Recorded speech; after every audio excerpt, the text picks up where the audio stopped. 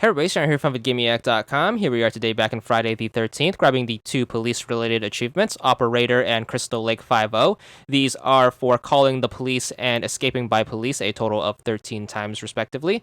These are best done in a private match. You're going to need a minimum of 2 players for this. However, if you have 3 available, I recommend that, and I'll explain why in a little bit. For your map, recommend doing it on Pack-and-Act Small, of course, because it's a very small map and it's easy to get across.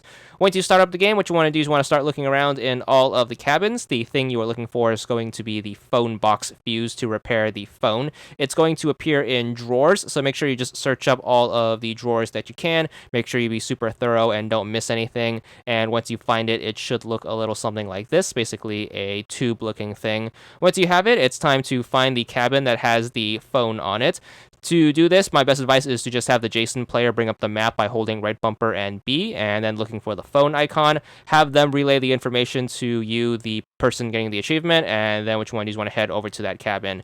There should be a box on the back that has the fuse icon. Make sure you go up to it with the fuse in your sub inventory, and then make sure you interact with it. You should play the little repair mini game. Just press the right buttons once the line crosses into the right zone, and you just want to keep doing that until you fill up the circle. Don't worry about messing up. You will just get another crack at whatever zone you missed. Once it's repaired, make sure you head inside the same cabin that the phone box is attached to.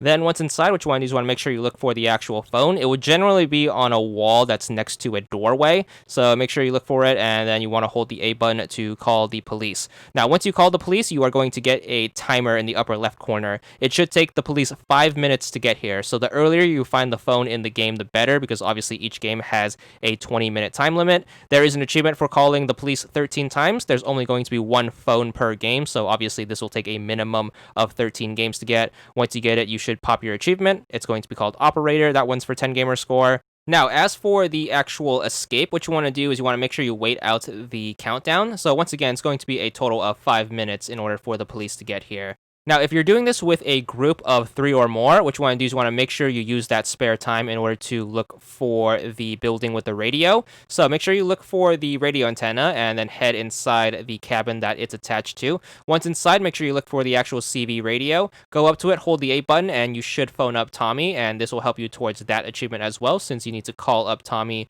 a total of 13 times. Once you've called him up, just make sure you waste the rest of the clock away. You can do whatever you want. You can stand in the corner, or you can use this time to work on other achievements, most notably the more grindy ones like the 100 first aid sprays or the 99 windows. Whatever doesn't get you killed and helps you run the clock out, you can do. So just make sure you just keep wasting time or whatever, and then once the timer hits 0, you are going to get an indication where the police are going to appear. So the police will appear at one of the map's exits, and it's going to be indicated on the Jason map. So if you are far away from one of the exits, make sure you have the Jason player let you know which exit it is. Have them hold right bumper and then press B to bring up the map, and that should tell you where the police exit is. Then on the person getting the achievement, make sure you run towards said exit and make your grand escape, and that will be 1 towards the achievement. Now, the reason we called up Tommy, and again, this is only available if you're doing this with 3 or more, since you need to have at least 2 counselors versus 1 Jason in order to get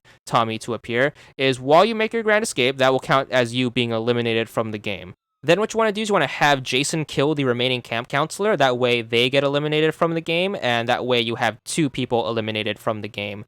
And of course, in a 3 or more player game, if 2 or more players have been eliminated and Tommy has been called, a random person is going to get a chance to respawn in as Tommy. So this person can be you, and you will have a 50-50 chance of drawing Tommy, which means you will have another life essentially, and you can use this extra life in order to make another grand escape. So you can pretty much work on 2 police escapes per game, but the second one is going to be up to chance. Of course, if you don't draw Tommy, the other player can of course go for that achievement as well, and this should also help you towards the Tommy related achievements. But just make your grand escape as Tommy, and then you want to keep doing this, and this will take anywhere from 7 to 13 games to grind this out at the same time as your police calls, but it is a faster way of doing the second achievement if you can manage to pull off a group of 3. So once you make your 13th and final cumulative escape, you should be good for the second achievement, which is going to be Crystal Lake 5-0. And that one's going to be for another 10 gamer score. So that's going to be both police related achievements and a little tip in order to help you out with that second one. But that's all there is to it.